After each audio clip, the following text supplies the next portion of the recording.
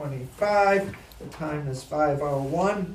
I'd like to call the meeting to order, and please stand for the Pledge of Allegiance.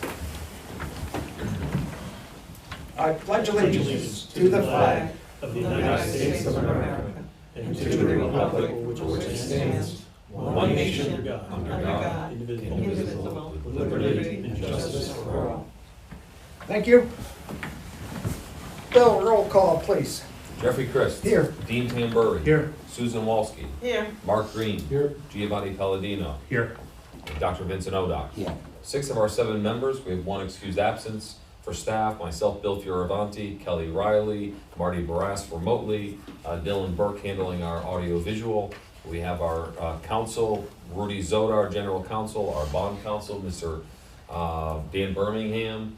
Who else is here? And we have a couple of guests, Mr. Bart Lansky representing the Cornwall Hotel. He's on Zoom. Oh, you know what? I'm muted. They can't hear me.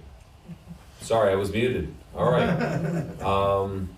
We have Brian Sandwich, our monitor, joining us remotely. Mr. Bart Lansky representing the Cornwall Hotel, and Ms. Natalie Quinn representing the Banta Hospitality Project.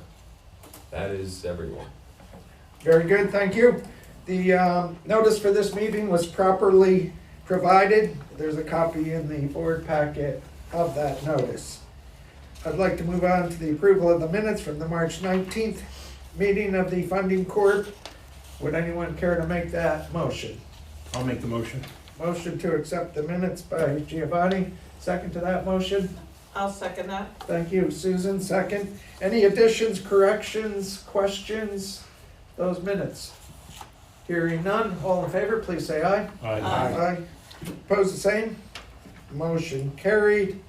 My chairman's report, I'm going to defer to the IDA. Yeah, exactly.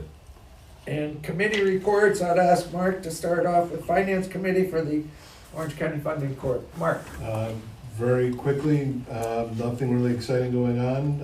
We had a CD come due, so we had $22,260 in income against expenses. Our net income for the month was just under $17,000.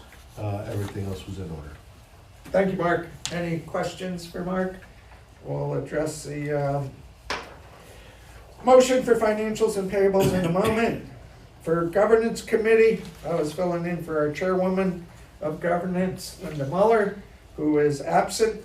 And we did approve the minutes from the previous meeting, and the bylaws that were scheduled for approval, we figured out they were previously approved, so we didn't need to address them, and there was no other business that came before the Governance Committee.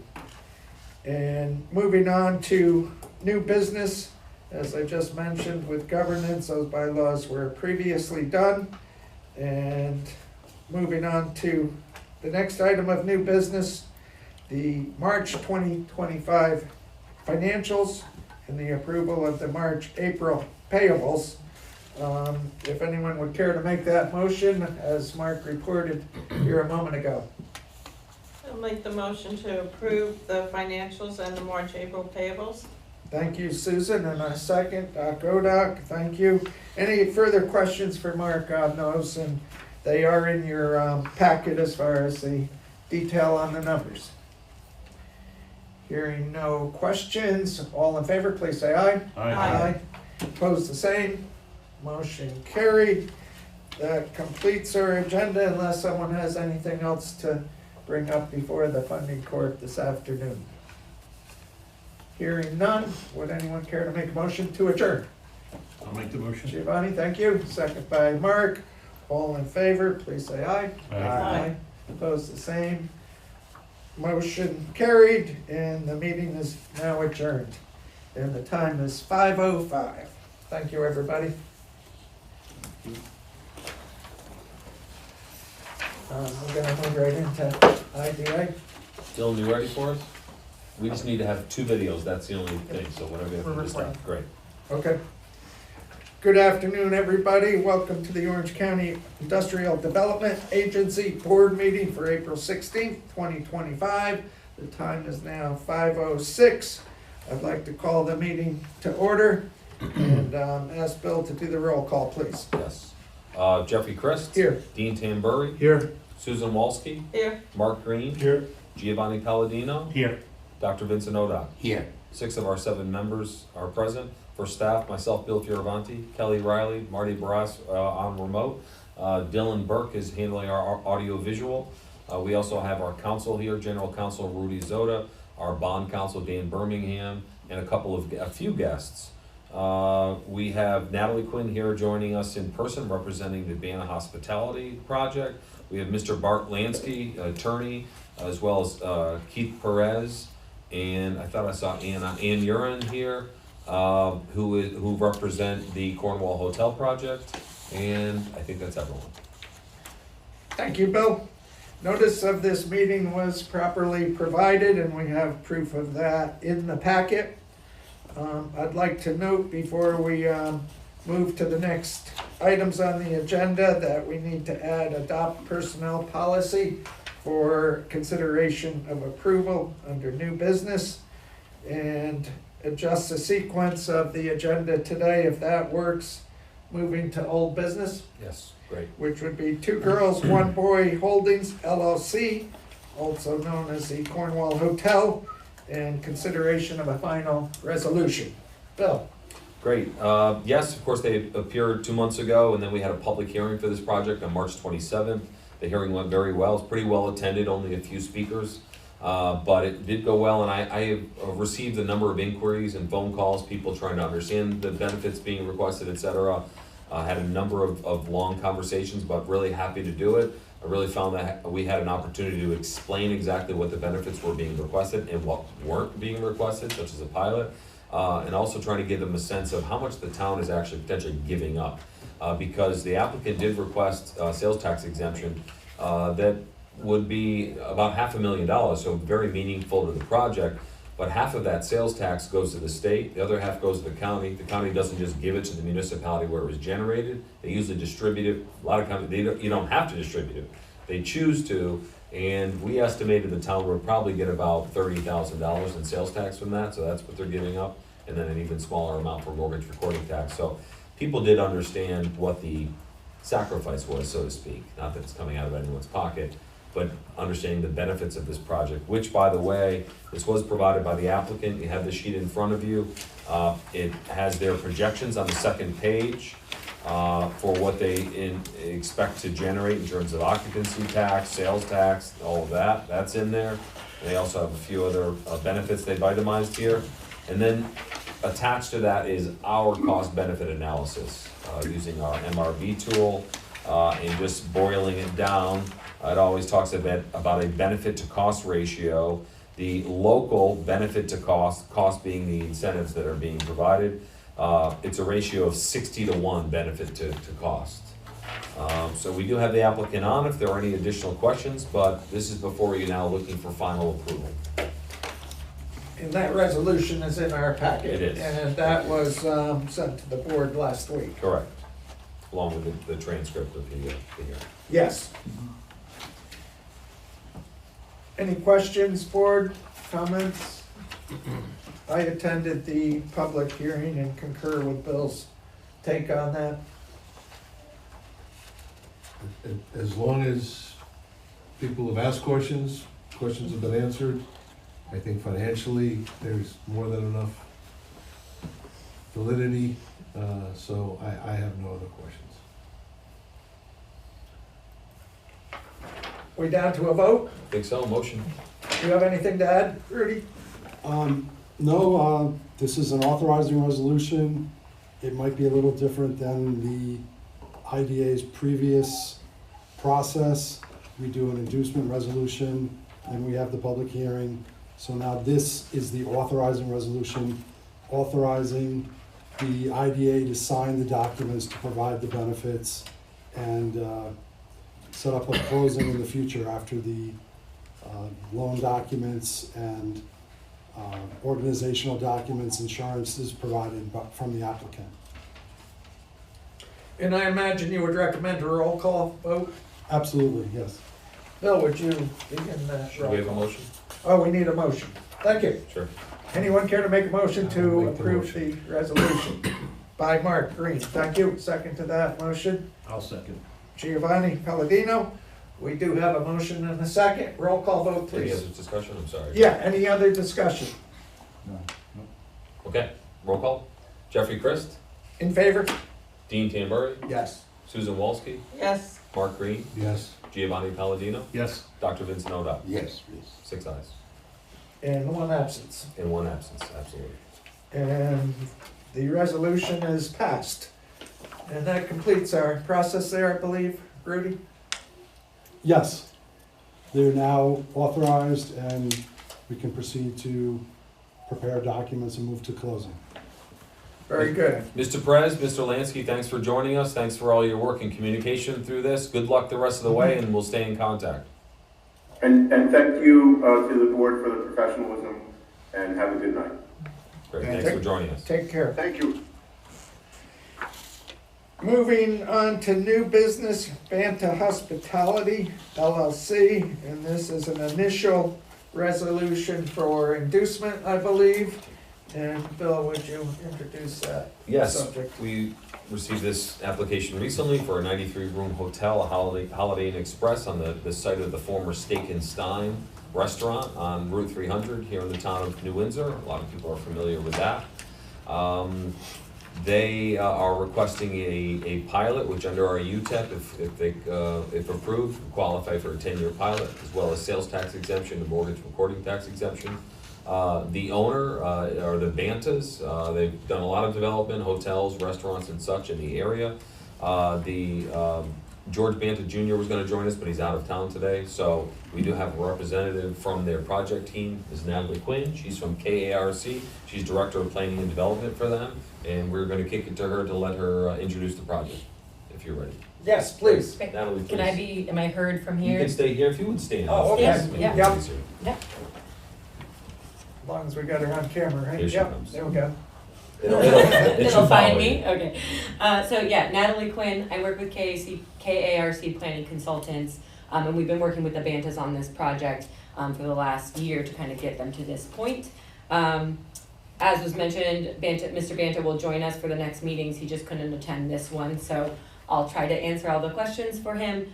Wanted to give a little bit of background for those who may not be familiar with Banta Hospitality. So they do own and operate 19 hotels currently. There's a majority of them are in New York State. There's a few in Connecticut or New Jersey. So they have a lot of experience with the hospitality industry, both hotels and restaurants, as they used to run the restaurant that was on site formerly. They most recently did a project in Middletown. If you look at the La Quinta that's done there. We do have an identified contractor for the project, so it won't be Banta themselves, but they will work with Hudson River Construction, which is based out of Newburgh, the city of Newburgh. And then this site in particular, which I'll talk a little bit more about, they've owned this site since 1970. They ran the restaurant on site up until about 2016 when that closed, and then since that time they've been working on the planning board approval and working out the plan for the redevelopment of this site into the hotel. So just a little background on that this project, or the process of planning board approval, planning board review, did start back in 2017 with the town of New Windsor.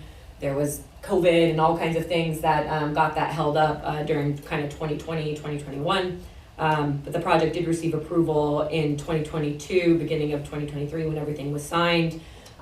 Since that time, they have, at the request of the town of New Windsor, they have done demo work on site to demolish the existing structure, which was kind of starting to fall apart, and to clean up the site. So that cost has been pulled out of the amounts that are in front of you. So where it says site work demo, the pricing that's cited there is just for the site work for the new construction. We've removed kind of the demolition costs for that.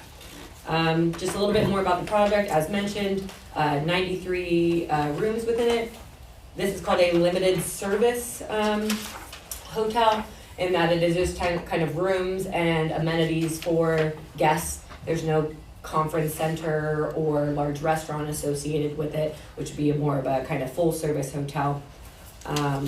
There is 94 parking spaces, as was approved by the planning board, as well as total footprint of the site is just over 54,000 square feet.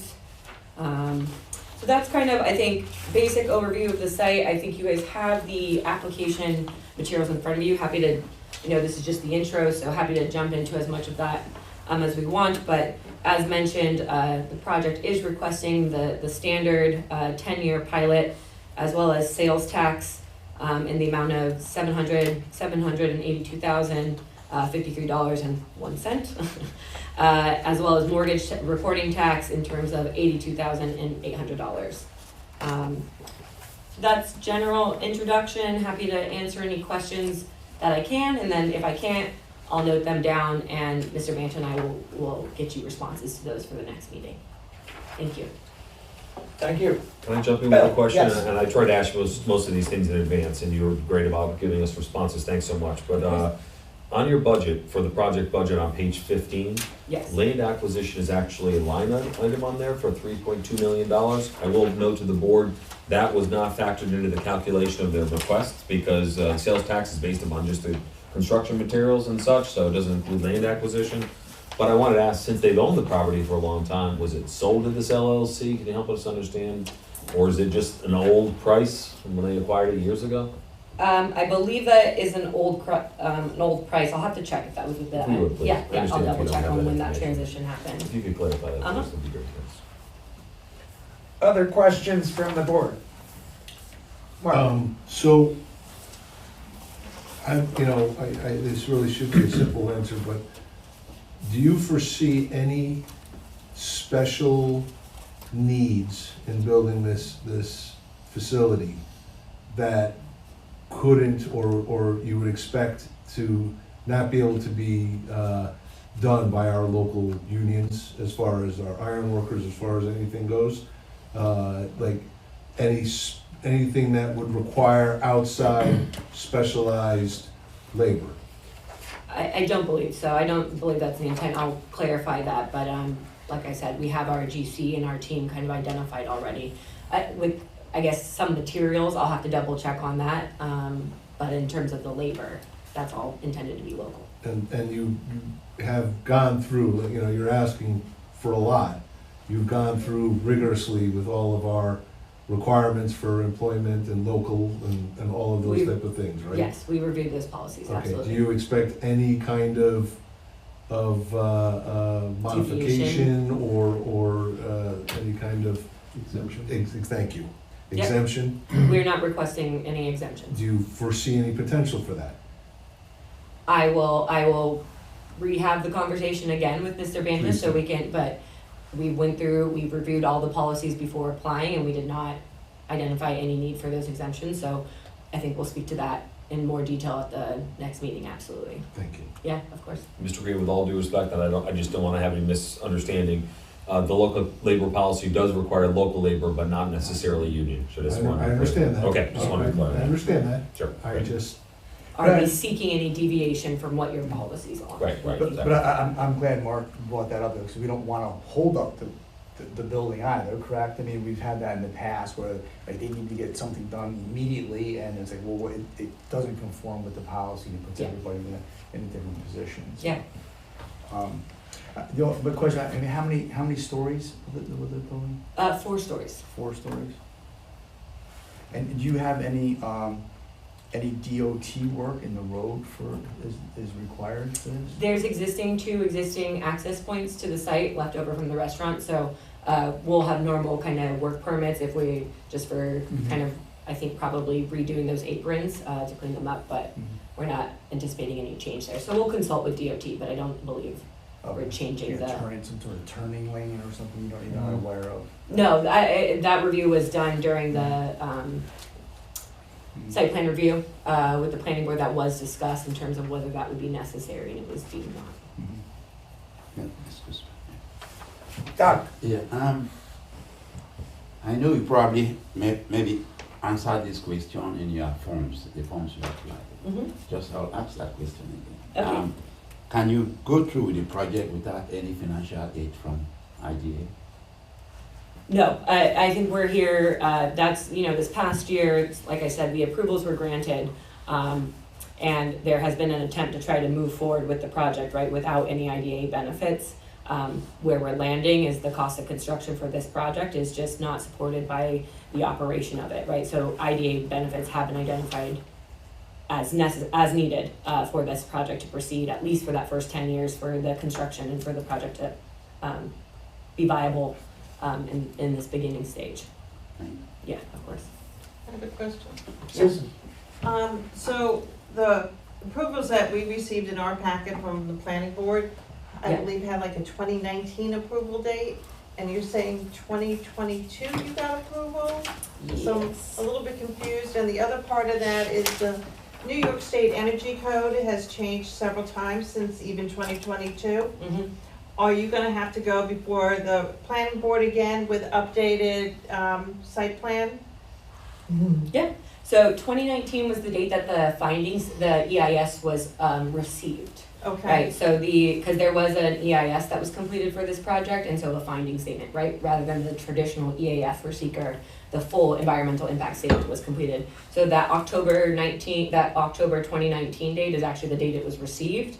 But that finding statement was granted, was adopted on October of 2021. Okay. And then the project was officially approved November 2022, with the resolution being signed January 18, 2023. And did they give you the time limit for that approval? Because it's Yeah. 3 years ago already. Yeah, so the time limit in the code is 1 year, you can request a 1-year extension. We did file a demo permit, so that time limit of site plan approval is until you file for a building permit. So we are in conversations right now with the town of Windsor to make sure that demo permit, which we filed to do the work requested by the town, kind of ends that time frame of the site plan approval, so that was kept alive, and then the demo permit will now have to file the necessary building permits to kind of Okay. keep that alive. So we are working to just get that, make sure the town and everybody is like very clear on those dates and what was done. But I appreciate you, that level of detail. And then the New York State Energy Code, I think at this point we're identifying that there may be modifications within our building permit application, but nothing that would affect the site plan Okay. development that would require reapproval by the planning board. Okay. Thank you. Yeah, of course, thank you. Anybody else? Good questions. Well, I just wanted to, Dave. how long has the restaurant not been open, or how long has the building been sitting? You said 2000, what was it? 2016 is when the restaurant stopped operating, restaurant closed. And then they kind of started that process immediately after in front of the planning board. It just took a number of years. And then it was demoed, the building wasn't demoed until 2023 though. So over those years is when it started to kind of deteriorate, and that's why the town requested that it come down immediately. And that building is gone now. It looks like the site might still have a little bit of cleanup at ground level. Yeah, I mean, just the demo work was done, no site preparation work to prepare for new construction. It was really just take the building down. There was some initial cleaning up of brush and stuff like that across the site to tidy it up, putting a fence around it to kind of block it off a little bit, but It was in rough shape. yeah. Yeah. Rough idea, and I realize it probably is buried somewhere in here. Full-time jobs, part-time jobs? Full-time jobs, they have, I think it's 2 management. We're anticipating 7 to 8 professional, which would be kind of like marketing, accounting, things like that, and then 15 staff, which would be room maintenance, cleaning, front desk, things like that. So altogether, 15, 16, 17, 25. And that's Okay. full-time or Full-time. full-time? Yeah. Okay. And then, And then the construction jobs, I noticed we did not have those in our application. I don't know if this board looks We at don't request it, but it's Don't request certainly it. a factor In if you terms want to of share that, yeah. construction, number of construction jobs. If everything Yeah, full-time goes- equivalent is what those numbers were. So there may be more than 15 people on the roster. If everything goes well, when do you think construction may start?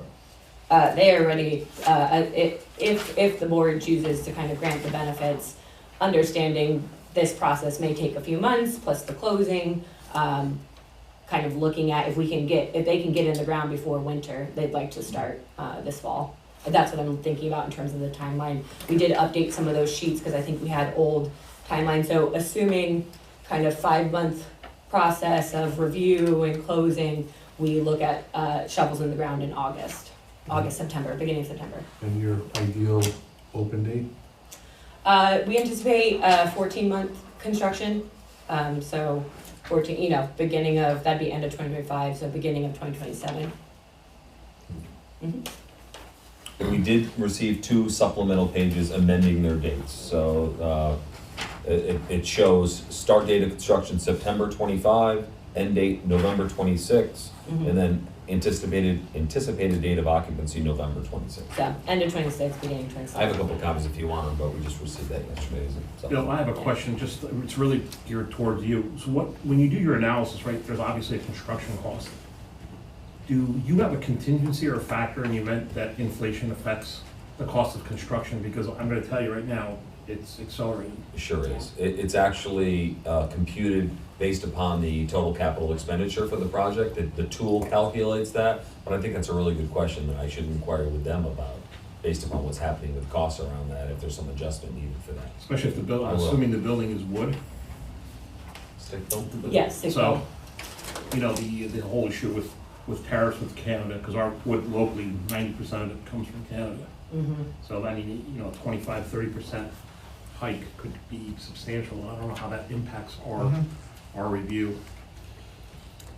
Just from our perspective, if the costs do increase, the applicant should provide that information to the board with the backup information for what the increases are, Yep. and then increase their requests, and then we would do an amended authorizing resolution that would be approved or So it would have to come back contemplated to by, us, right? yes, if they wanted more benefits. I'm just saying from a timing perspective.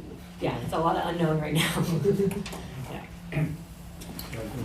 Another thing I'd love to add, just, it doesn't affect your decision at all, but just, it's good to know that this project, I don't know if you covered this, Natalie, but they applied for incentives years ago. In 2019, they were approved, but because how much time has passed and the conditions changing a little bit, we did inquire them after speaking with the council. We told them that we want them to reapply entirely, just so you know the Kind of history makes there. sense. Yeah.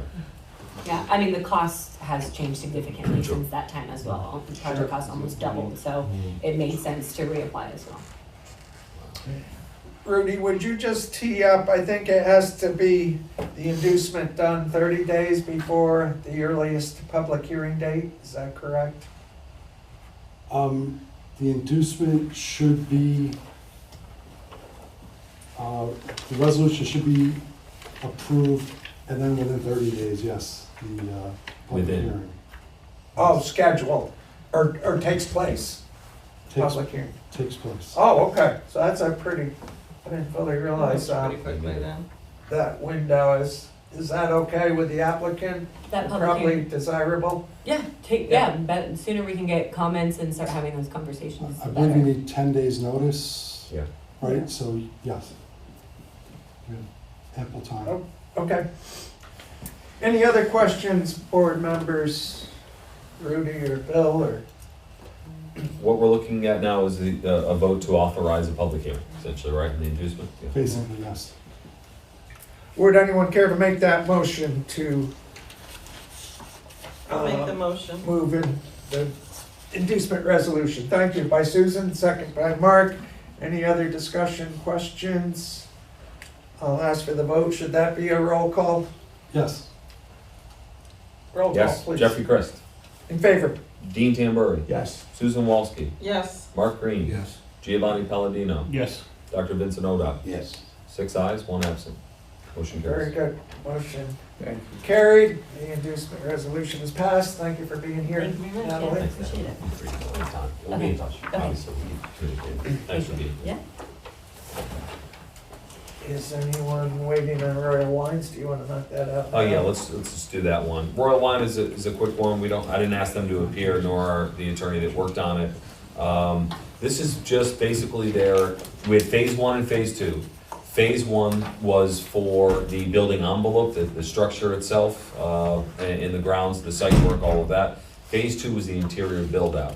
Originally, their application requested sales tax exemption on building materials, fixtures, furniture, everything. on the interior racking and everything needed for distribution, as well as their production equipment for manufacturing wine and juice. Well, it turns out that they realized that they don't need sales tax exemption on the production equipment because in New York State, you're exempted from that already. So they are reducing they're changing their application, reducing their ask, basically just to the racking and the other interior equipment, not the production equipment. So they're just looking to clarify that, something we've been talking about for a few months and really just trying to finalize that so we can close that phase of the project as well, because that's the beginning. So. Questions on that? What happens with the fees, Bill, on that, if it's not the same ask? You have They to are adjust- reduced. So you have to adjust the fees also? Yes, Okay. but I will kind of remind the group that we adjusted our fee schedule 2 years ago and greatly reduced the expense when they're not requesting a pilot. So they did request a pilot and got a pilot in phase 1, so the fees were more significant, but they are lower here. So they're reduced, but it's not an enormous change. Thank you. So to that, it's not a refund? No, sir. Refund. Definitely not. Just less sales tax that they're using and then a slight reduction in fee. And the employee threshold? Not changing at all. And Exactly. they've Still, been- and they're still well within, they're not outside of a couple of waivers that, as you recall, that they're about 94% local labor. The resolution is in your packet, and we need to consider a vote on that if anyone would like to make the motion to accept that resolution.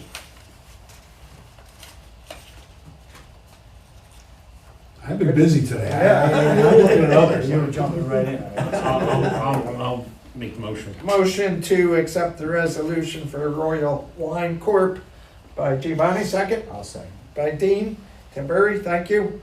Any other discussion on that resolution and motion? Roll call again? Yes, Jeffrey Chris. Not a yes? always. Yes. Jeff I'm in Chris. favor. Dean Tamburri. Yes. Susan Walsky. Yes. Mark Green. Yes. Giovanni Palladino. Yes. Dr. Vincent Oda. Yes. 6 ayes, 1 absent, motion carries. Very good. Thank you. Do we want to do the You want to just finish this section? HRP? Yeah, why not? Sure. So HRP, we talked about it last month. We, after an RFP, we selected them as our environmental consultant to help us execute the EPA grant. So we've been working on an agreement with them, an engagement contract. Council did review it. You had requested that we added a not-to-exceed amount of $450,000, which is what their proposal was. That was included. Rudy, you're satisfied with the agreement and the language, Darren? Yes, especially with respect to the not to exceed portion of it. So just looking for your approval, authorizing me to execute the contract and move forward. And Bill and I will report in our reports the first task force meeting with HRP. I think we had a Zoom call before that, We did. so that process is underway. But it looks promising and positive, I would say. Yep. Would anyone care to make the motion for the approval of this agreement? I'll make that motion. Motion by Giovanni, thank you. A second by Doc Odoc. Any other questions, comments? And what are we calling this? MOU or just a working agreement? An engagement agreement, I was just looking for the it's a right wording. contract. Yeah, okay. And I guess we better do a roll call again?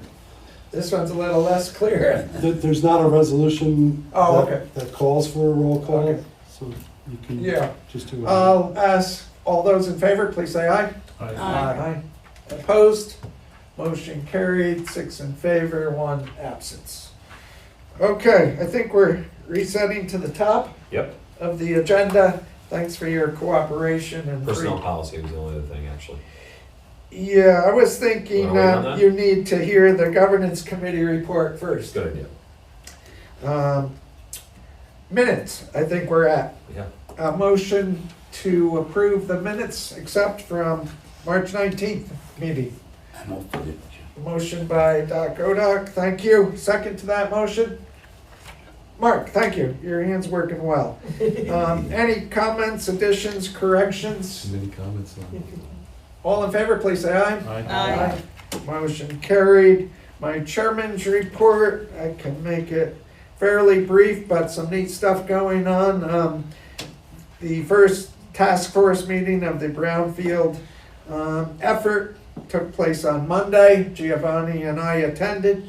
Did you have any thoughts on that meeting, Giovanni?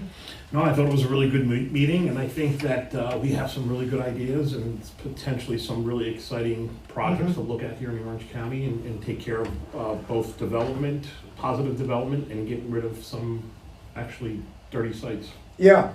So it's a So twofer. it serves a neat purpose. Right.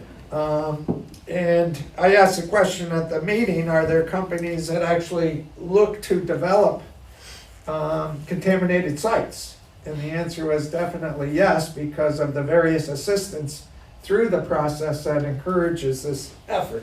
It's exciting. And we're in the process of putting together a list of sites in Orange County that could qualify and then choose for various reasons. It's gotta be something we can handle financially. Some of them, I think, can go well above the amounts of this grant and contributing financial aspects. So we expect to narrow down to several sites in the not too distant future. There was an Orange County partnership meeting. Well, I guess it was the Alliance for Balanced Growth, which is an arm of the partnership last night. Bill and I attended.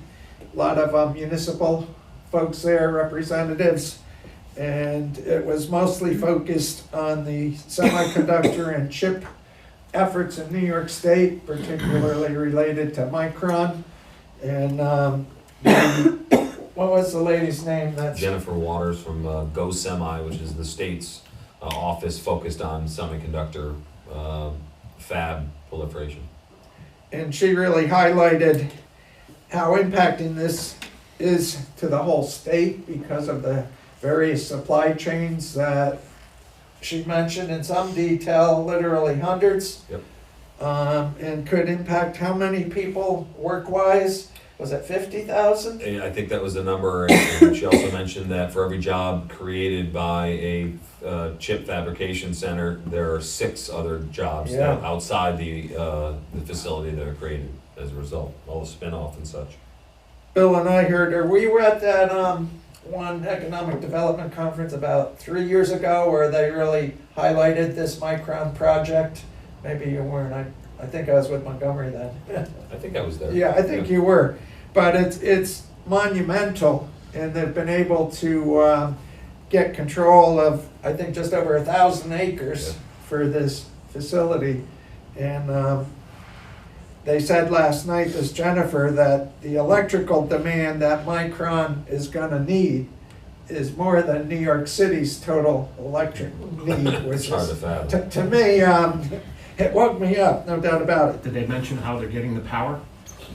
Well, it's different in upstate New York. There's an abundance of power as opposed to the deficiency down here, and part of that is hydropower. They have a lot of hydropower. Yeah, Is this near Syracuse? Is this? Yes. It is, Yes. Upstate New York, yeah. Yep. And I'll just mention, because you Yes. talked about that site in Onondaga and Clay, the municipal, the county and the economic development professionals there, they worked on that site for over 10 years Yeah. to try and get ready for a project like this. So keep that in mind as, you know, we're moving through trying to do the same thing, and it's slower than we want sometimes, but it takes time. And I think in that process, I evaluated the power availability or development availability. There's, I think, a 48-inch water main that flows either through the site or underneath from Lake Ontario to Onondaga Lake there in Syracuse. So it's just some shocking resources. And if I understood her correctly, a lot of the supply they need for semiconductor production cannot move by airplane or rail, which the rail part really shocked me because there's corrosive aspects to much of the supply, if I understood correctly. So it's an advantage for us, given our logistical, benefits. We have amenities. With our highway infrastructure Exactly. here, Yeah, the trucking. definitely. Bill Bill has most of these things in his report as well, but Vision Hudson Valley. My report's getting I shorter know, every few I'm seconds. trying to take priority here. The Vision Hudson Valley Out of White dinner last week, and it was mentioned the quality of life study is underway that we're helping to finance.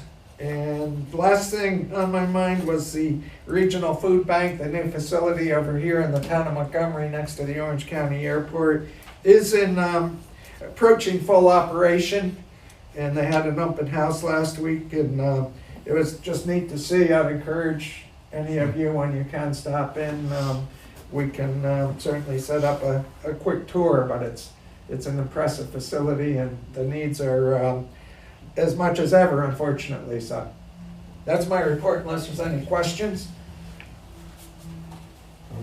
What did I leave out, Bill? No, just a couple of things I can touch on. Want me to start? Go for it, yes. Great. So yeah, back to the EPA program, really excited about that. We're great, we're in motion, we're moving very swiftly. HRP has been great in helping to facilitate our meetings.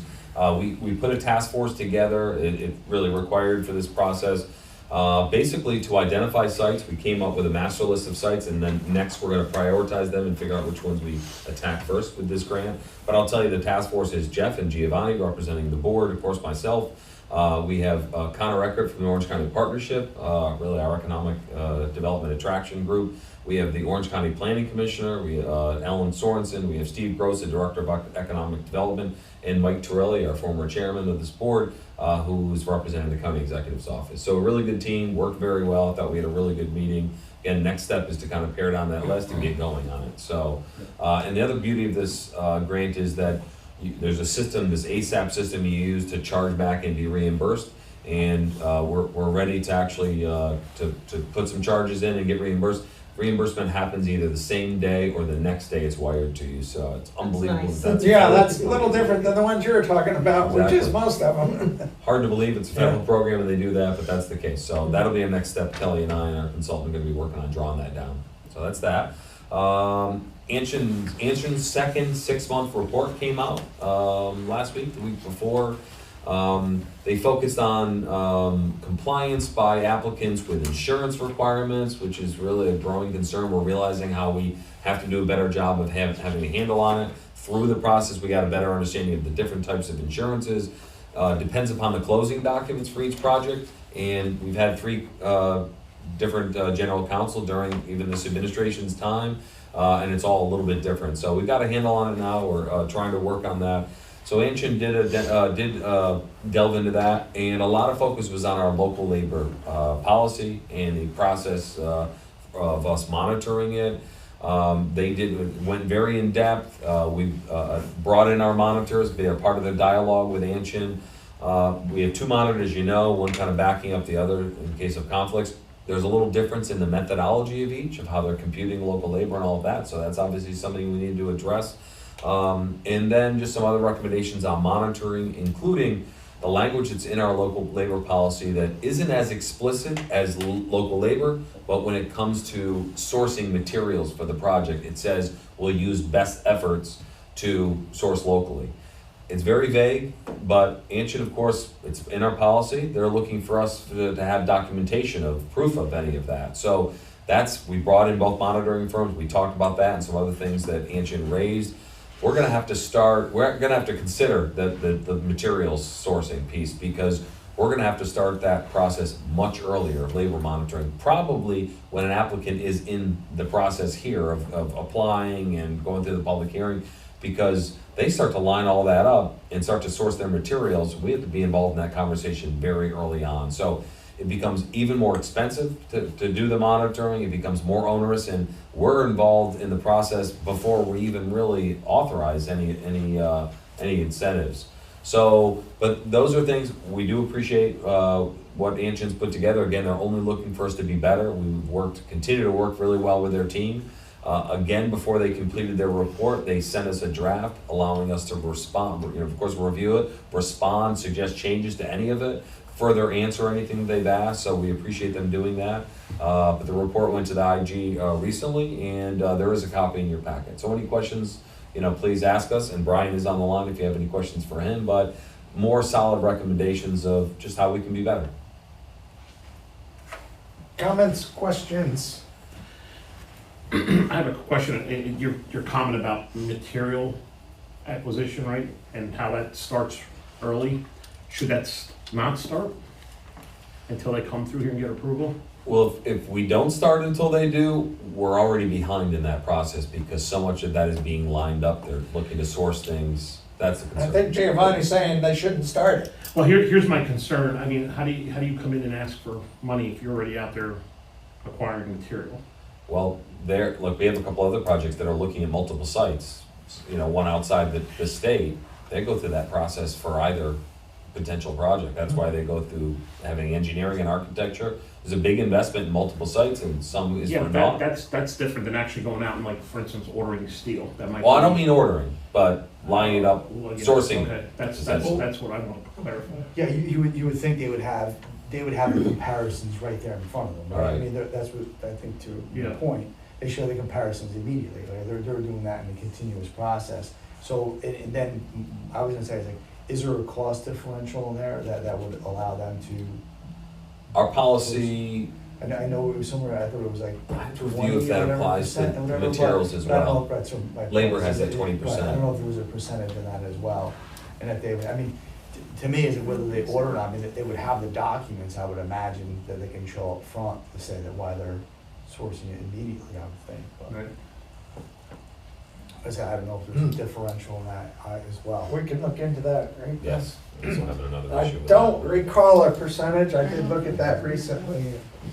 I think as developers, you always understand the risks when you hire engineers and architects, that could be Mhm. bye-bye.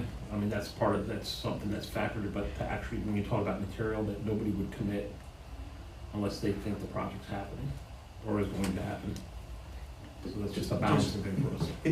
Is that something, Giovanni, obviously you would know the answer to this, like, that if it's designed a specific way, maybe the materials are only available from specific I mean. Oh, yeah, providers? absolutely. There's certain, like, for instance, let's take recently with the food bank, that generator, that's not made locally. No.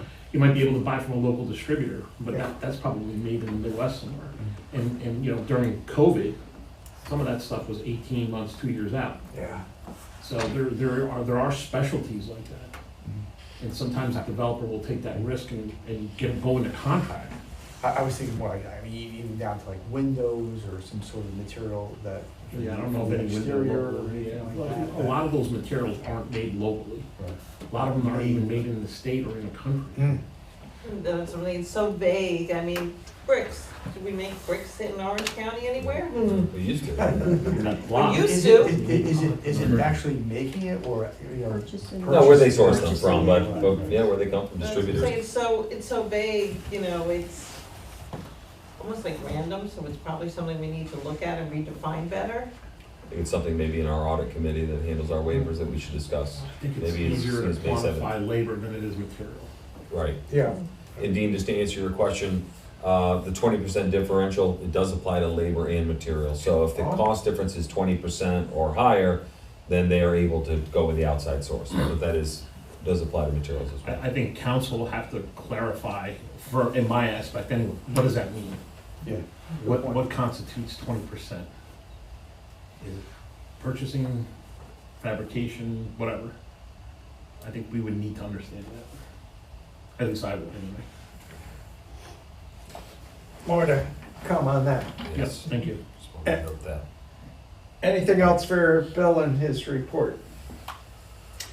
Moving on. Oh, I'm sorry, I did have a couple other things. Oh, okay. I'm sorry. So that was the interim report. Also, just as far as this, the headquarters here, you may have noticed, actually swapped offices with Marty and Kelly, so they're in there. We took a lot of things off the wall and such because we have painting happening in 2 weeks. And then we have new carpet coming in. You'll recall that we extended our lease, and in exchange, the landlord is putting all new carpet in. The facility has been changed in 20-something years. So that's all happened, and you will see a really nice facelift here. So looking forward to that. A lot of that will be done by the next time we're together. Speaking of, just a reminder to everyone that we're on a different schedule in May. It's May 14th, our meetings. We are canceling the governance committee meeting that day at 3, so that May 14th will start with 4 p.m. finance, followed by the board meetings at 5. Just a reminder on that. And the last thing is you all have at your place a flyer for the Boy Scouts annual fundraiser that's coming up on May 20th. In addition to honoring the new president of Mount St. Mary College, Dr. Robert Gervasi, it's also honoring Chris Brothers Orchard. So we had this last year where they were honored. So again, congratulations to Jeff. Thank you.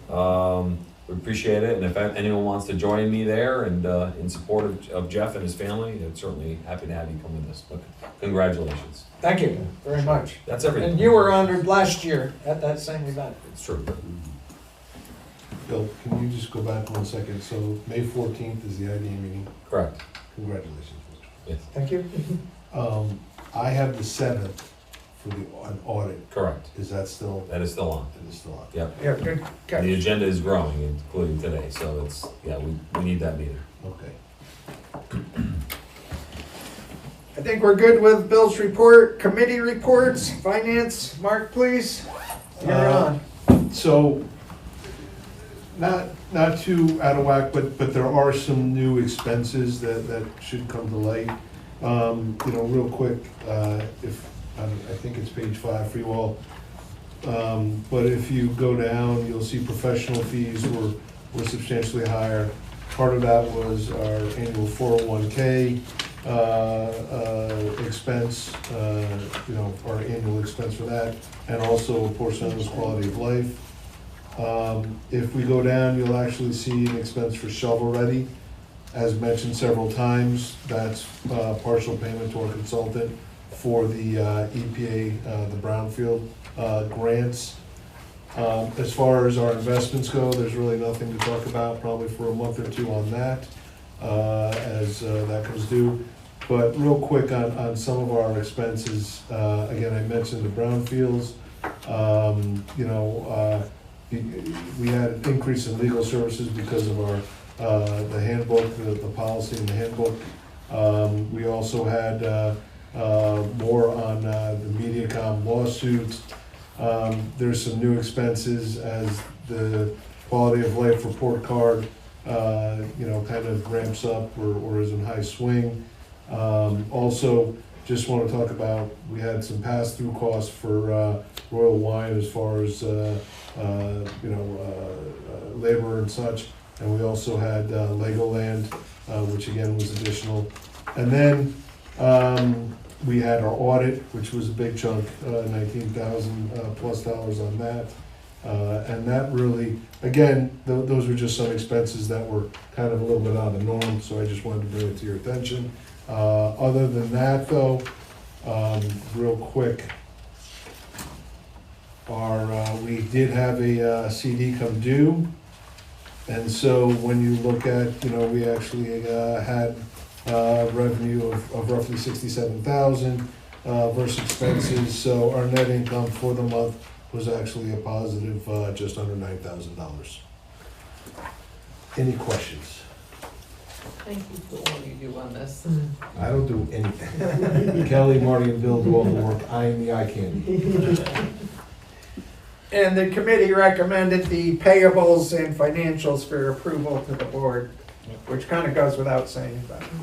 But thank you for saying it. And I might ask, we consider those for a motion and vote while we're talking finances. I'll make the motion. Motion by Giovanni, a second to that one. Thank you, Dean. And this is to accept the March 2025 financials and the approval of the March, April payables. Any questions, other discussions on that? If not, all in favor, please say aye. Aye. In favor. Opposed, the same? Motion carried, 6 in favor, 1 absent. Thank you. Governance Committee, we're going all over on this agenda, aren't we? I think it's working out well though. The main piece of business, and I again was substituting for Linda Muller, our chairwoman for that governance committee. And the main issue or the main discussion point was the personnel policy. And I'll go over a couple brief changes there.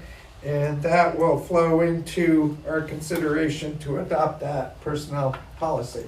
And you might recall this has been worked on by the committee for a period of time, and council with Rudy's help has reviewed our questions, made some adjustments to the policy.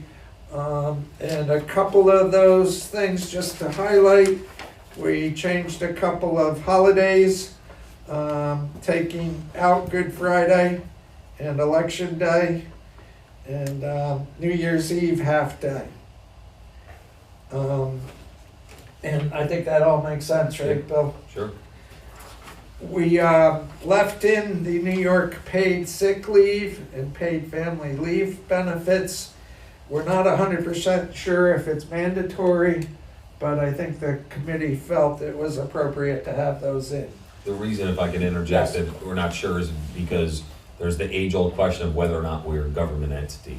You know, I'm always describing it as quasi-government, but that doesn't really mean anything, it's just we're close. So if we're a government agency, then we have to provide those benefits, but the attorney's gonna do a little more research to see if we have to or not. We'll discuss it. If we don't have to, we'll discuss it again and see if we wanna remove them, but as Jeff said, there's also, you know, a thought that we'd like to provide that benefit to staff, so.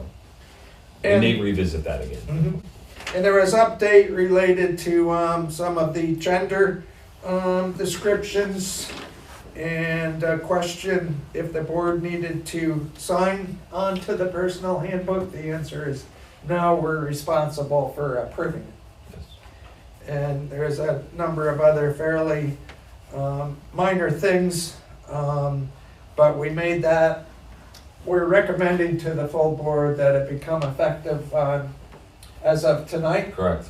Okay. There was one question related to COVID. There was a period of time till July 31st of this year that one program continues.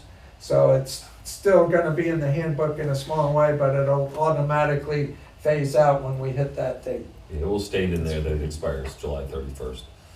And if I could just clarify one other thing, you have a copy of this personnel policy in your packet. We're looking for your approval, the adoption of that as is, but with two changes that came up today. One, Kelly is referenced or her position of Director of Administration, but there's an address associated with it, and it was wrong. So we clarified that. And as Jeff said, we took out Election Day. It's one of the days we pulled out. There's another reference to Election Day in like a following paragraph that needs to be removed as well. So we'll be looking for your adoption with those two changes made today. Is that all good, Bertie? Yes, Okay. sums it up well. Any questions, comments? Anyone care to make a motion to adopt that policy as of the time of this vote, I guess? Yeah. Make a motion. Motion by Doc Odock, a second? You say motion or question? Oh, I'm sorry. No emotion. Motion. Yeah. Oh, I had a question. How about we get a second, we'll go to your question. Okay. I will Second by Mark, thank you. Question, Susan? The removal of the election day as a day off, is there, I don't know how to phrase this, an option in there for them to take time off to go vote? Yes, that's something we talked about, is that we'll give them whatever consideration they need to vote that day, Okay, just not the whole day off. okay, was my concern. I also Done. made a comment earlier that maybe we should look at other ideas and see what they have in terms of the holidays. Which I did. That is the sheet, I don't think I have it with me anymore, but somebody had that matrix. Yeah, I asked all my IDA colleagues in the region, so we have theirs in there. I even asked the local nonprofit to see if there's a difference. So the first column is our current, and then the second is what we're proposing, much more in line with the other IDAs. Oh, Yes. We have a motion, a second. Any other questions, comments related to the personnel policy? If not, all in favor, please say aye. Aye. Opposed, the same. Motion carried. Good to have that off our plate, right, Dean? You guys worked on that a long time. And is there anything else we need to cover tonight? I don't believe so. I made a mess out of this agenda, but I think we got it done. Got the job done. I think we're set, yeah. Very good. We good, Rudy? Went through the whole agenda, yes. Yep. Motion to approve. Would anyone care to To make? adjourn. Giovanni? Yes. To adjourn. Motion Sorry, sir. to adjourn. I've been doing To too approve many the adjournment. approvals. You got it. Okay. Second to that adjournment motion. Oh, hell, I've been busy. Thanks, Mark. All in favor, please say aye. Aye. Opposed, the same. We're